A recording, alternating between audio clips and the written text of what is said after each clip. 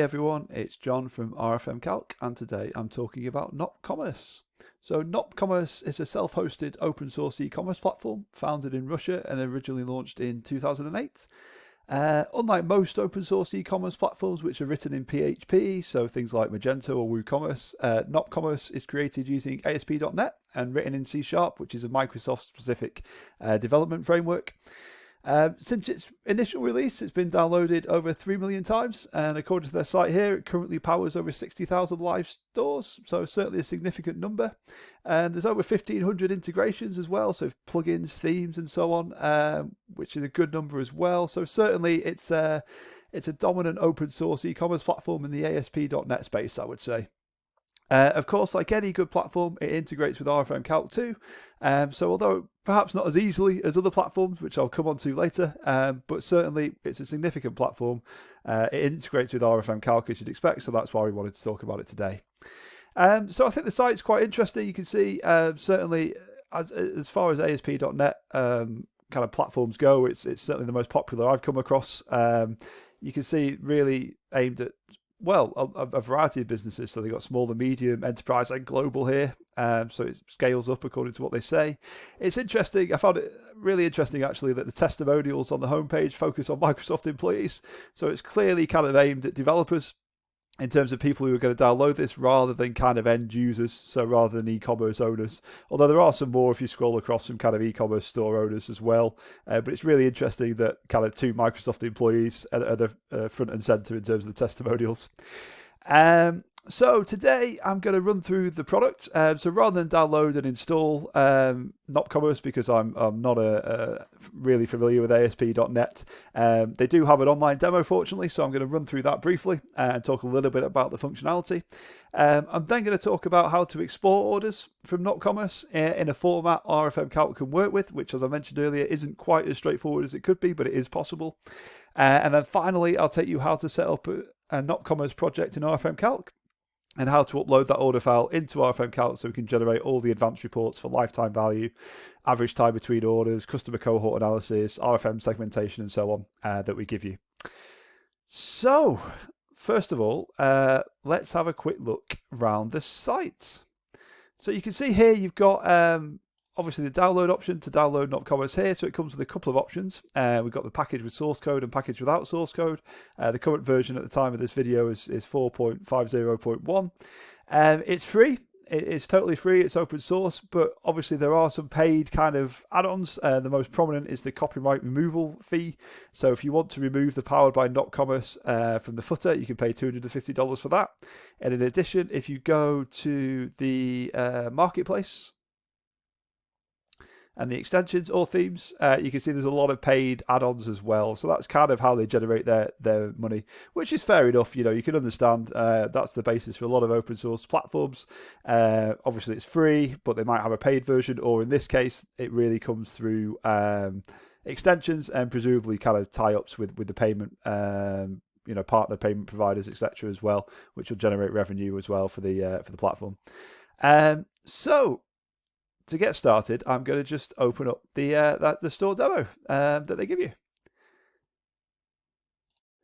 So this is the dashboard area, and when you log in, you can see it's kind of basic. It's got that very much that open source feel. It's not kind of super modern and slick like a lot of remotely hosted e-commerce platforms now. But that's fine, and it's not something you really get too concerned about when it's free, as long as it works. That's the main thing. So you can see right up front in this kind of nopCommerce news section, you've got the option here to remove the Powered by nopCommerce link. So they're obviously pushing that pretty heavily in terms of generating revenue. You've got premium support services as well. And just flicking through the various areas. So I won't go through this in a massive amount of detail because I've not really been through and set up kind of products and categories and so on, mainly because it comes with all this data on the demo store anyway. So you can see you've got kind of standard product grid here, which you can go into and edit. And then you've just really got a list of fields as you'd expect. So name, short description, long description, the category it sits in, and so on. Product type, so it's got simple and grouped products with variants, so a couple of product types there, not a massive number. So Magento has many more, for example, out of the box, but kind of what you need really is simple and a group to kind of give you that variant options. For example, if you had clothing with different sizes, that would be a group product with variants for the sizes. And then you've got quite a lot of fields here in terms of price as well, and so on, and tier pricing out of the box as well. So if you want to offer discounts, say if you buy more than 10, you get a cheaper price. That's kind of out of the box tier pricing as well. So it's a long page. There's a lot of options. You've got images finally down here. But it covers kind of all the main functionality that you need. You've obviously got attributes as well. So there's quite a lot you can do here, cross sells. There's a lot of functionality, and it's all just kind of lumped together on this one long page here. Categories, relatively straightforward as well. So you've got the categories here, and then obviously your subcategories, which you can edit to. You can have a picture at the top. You can add different icons. Different functionality in terms of whether it's shown in the top menu or not, and images, and change the meta title and so on. And then you can see the products that are displayed in it as well. So the merchandising is not as good as a lot of platforms. So on Magento, for example, you can quite easily kind of drag and drop products around, and other platforms as well kind of give you that. nopCommerce doesn't. It's kind of basic, but you can change the display order from the product record if you go back and do that. So a bit convoluted to kind of change the merchandising of the category, but it is possible. Certainly some e-commerce platforms it's very difficult, and at least it's nice and clear here. Even though it's not particularly intuitive, it's nice and clear how you can do that. In terms of sales, you've got quite a few options here in terms of orders, which I'll come back to. Customers is where you see your customer records. So you can see a list of customers here who've registered with your site. You can click in, get their information. You've got quite a few fields again: email, password, gender, date of birth, and so on. You've got the address book as well, so you can tie their addresses to the customer record. So again, it's a lot of information. It's quite overwhelming, I would say, if you're just starting out in e-commerce to see information presented in this fashion. But everything you kind of need is there once you kind of understand how to use it. And then you've got things like the promotion engine in terms of offering discount codes. You've got content management, so you can create different pages and so on within your site. Then you've got lots of configuration options as well for delivery and taxes. Again, I'm not going to go into all of that today. Feel free to play around with their demo if you want to know more. And then finally, you've got some fairly basic reporting, which is quite standard, I think, for e-commerce platforms now, particularly self-hosted ones. You get a few kind of basic reports out of the box. So this shows you sales per day, for example, but obviously nothing of the level that RFM Calc gives you, which is what you'd expect because no e-commerce platform does. So let's go back to the order screen, and you can see these are the test orders that come with the demo store. So you can click into these, you can view, you can get a bit more detail on each individual order. When it loads, there we go. So you can see you can change the status relatively easily from complete to processing or whatever you want to do. You've got the order details here in terms of how they've paid. You can do refunds, offline refunds through the store. I presume with certain payment gateways that'll sync up, such as Magento does, and allow you to do online refunds as well. And then you've got kind of all the order information as well. So it's all, again, it's kind of, it's quite chunky and clunky how it's laid out, but it's there and it works, and it's, all the information you need is there. So to get orders into RFM Calc, we need to export these as a CSV file. So how do we do that? So out of the box, nopCommerce has this little export option at the top, which is promising. But then you can see, okay, so you've got the option to export either to XML or Excel, which is kind of vague. So what you would hope to see here is a CSV file option with maybe a few customizable options in terms of date range and so on. You can obviously select particular orders to export, but really it'd be nice to have a few more options here. Now, there isn't a CSV option, so what I went for was Excel, which kind of downloads, no problem. So it pushes the Excel file straight to the browser, which we can save. So let's have a look at that file. So here it is. So at first glance, it looks okay. It looks like we've got the key information in there. Obviously, you've got this kind of coloured top row, which is, fair enough. Obviously not particularly useful when you're exporting the data to import into another system, but gives it a bit of neatness, I suppose. But what's weird about the file, what was unexpected, is that you've got a lot of hidden rows. So you can see here, if I start expanding this, I've got all these basically hidden rows with the products. Now this is unusual, very unusual layout, I would say. So it's kind of readable if you're just looking at this through Excel, because you can see the products kind of that are associated with the order. But from an export point of view, in terms of importing into another platform, it's pretty useless because these orders aren't tied to their products by the order ID. So normally what would happen in a multi-line CSV is you'd list the products on multiple lines, but they'd all have the same order ID. So that whatever system you're importing to can tie them together. That's not the case here, and to be honest, it also has different headings for the products, so it's a bit confusing, to be honest. So this is fine, I think, if you just want to download and look in Excel.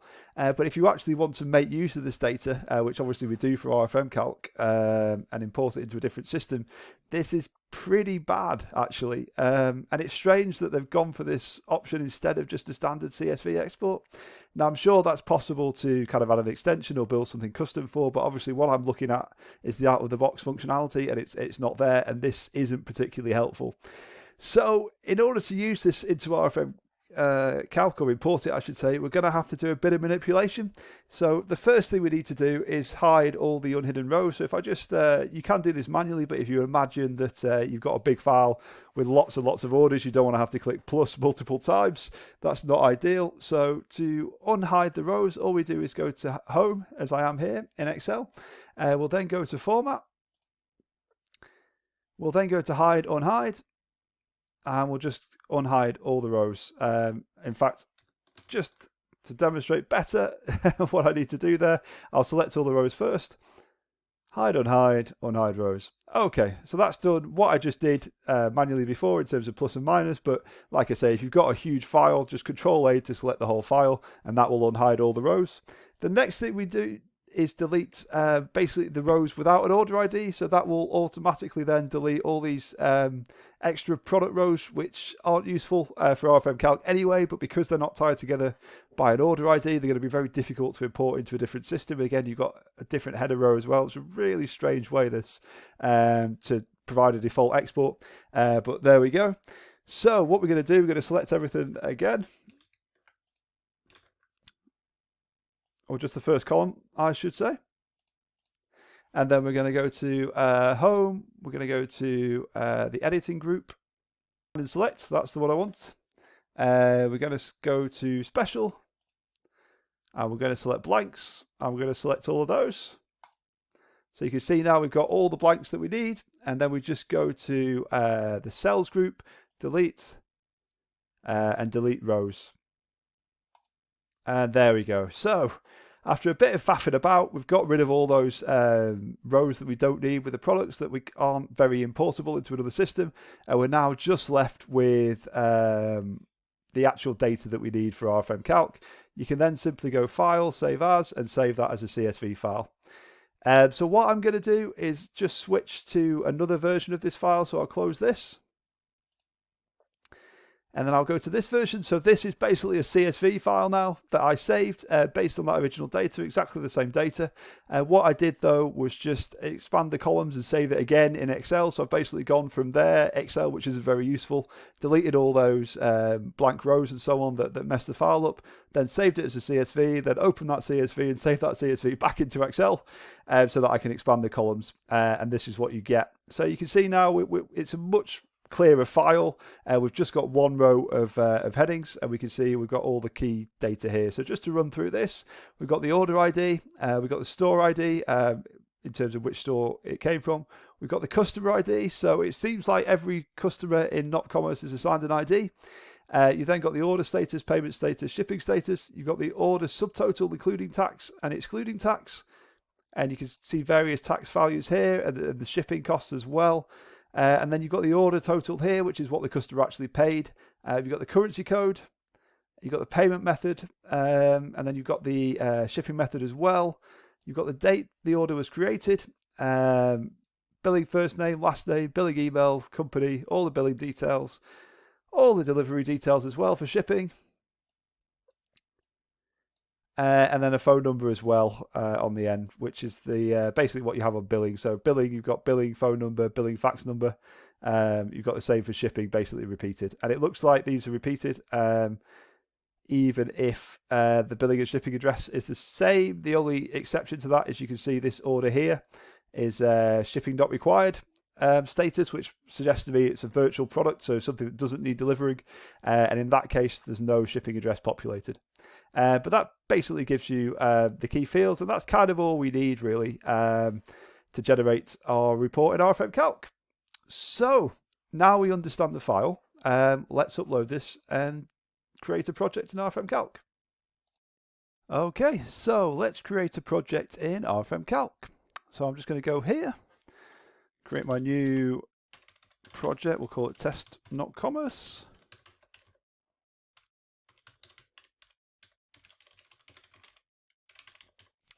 Now for the default project currency, you can see the demo store is set up in US dollars. If I just scroll across, you can see the currency code there.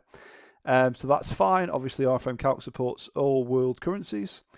Now the date is slightly trickier. So on my CSV that I've saved, the date you can see is in UK European format in terms of day, then month and year. The reason for that is because Excel converts it when I've opened the original Excel file and then saved it as a CSV. It's then saved it in the European date format. When it actually comes, it's actually in US format, so it depends how you're going about this. Obviously, you just need to tweak the settings accordingly at the project level in RFM Calc. This is the XML file, so as you remember, nopCommerce gives you an option to download an XML version as well as an Excel file, which obviously won't change the date format, so Excel won't mess that around for you. And you can see it's definitely in US format here, so this is the 13th of March, 03/13. So what I would suggest, if you're downloading it straight into RFM Calc, use the default full text interpretation, that's fine. If, however, like me, you're in Europe and then you've saved it as a CSV and Excel's converted it for you, make sure you selected European data interpretation there. So a little bit to think about there, just because you've got to go through that process of turning their annoying kind of overblown Excel file into a normal CSV file. In terms of date ordering, so we can see on the file that the orders run, I'm not actually sure. I think they run oldest to newest. No, they run newest to oldest, apologies. So you can see the newest orders at the top there. Obviously, all these ones that I've exported from their test store were placed at exactly the same time, which makes that slightly more difficult to ascertain. But you can see the order IDs run newest to oldest. For RFM Calc, it doesn't matter. Just leave it as the auto-detect. I've obviously created a CSV file from their Excel file, and when I've done that, that's saved by default with a comma for the delimiter, because that's the standard CSV delimiter, so that's fine as well. And then, yeah, that's all the settings we need for the project. So now we've got our test project, let's just go in and upload the CSV file. So what I'm going to do is use this file here, which is the CSV that I saved earlier. So obviously I've been looking at this Excel version, but this is the CSV that I created from their Excel version. So I appreciate there's quite a few files floating around, but this is basically the raw CSV, which I had to create manually because, like I say, nopCommerce doesn't give you a CSV file, annoyingly, that you can download. So I'll upload that. It's then just a case of mapping the columns. So order ID is order ID, we can see here. Order dates, as I mentioned, there's a couple of options I think in the file, but if you go all the way across here, that created on UTC is probably the best one to use. For the currency code column, excuse me, so all the orders are in US dollars, so we don't really need this, but there is an option in nopCommerce, so you can select customer currency code here. So that's not essential. All that means is any orders placed in a different currency, as long as that currency code column is selected, RFM Calc will convert those orders to your base project currency and the prevailing exchange rate. So that's really useful when you're looking to get, for example, a lifetime value figure in your base project currency. It will convert other currencies or orders placed in other currencies to that base currency for you, which is really useful to give you that accurate overall picture. For the order total, I'm going to go for the order total column here because that's everything the customer's paid. Obviously, there's some variance here without tax and without shipping and so on.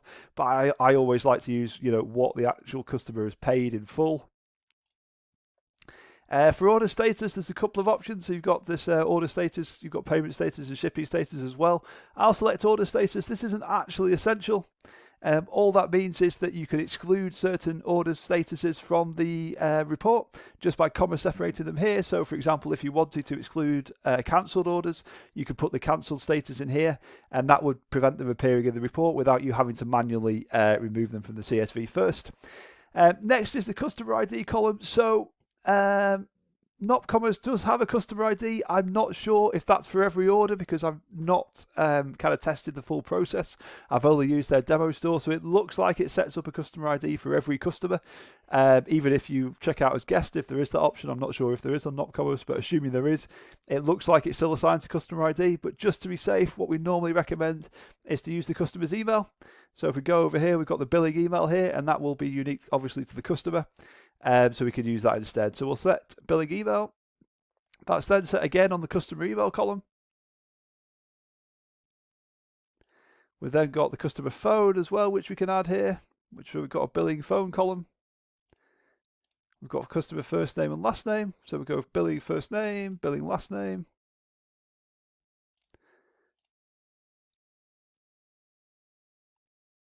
And we've even got a billing company column. So the columns that nopCommerce provides are pretty comprehensive to obviously populate all these options on RFM Calc. Now, this isn't essential data. All this means is that in certain parts of the report, we'll pull through real customer data. So, for example, if you're looking at your top 10 best customers, we'll pull through the kind of name and email for those customers. And then we'll generate, if your account plan supports it, a full customer export as well, CSV with all the details of all your customers and their RFM segment and their total spend and their lifetime value and so on, which you can sort and use for targeted campaigns. So we'll pull through that information into that CSV as well. So it's not essential, but it does add a bit of context to certain parts of the report. Finally, if your account plan supports it, you can add custom columns here. So there's a few options here in the file. It's quite, in fairness, even though it's convoluted to get it into a CSV, there's quite a lot of information in the nopCommerce file, which is good. So you could potentially select shipping method, for example, as a custom column, and payment method. So let's go for that.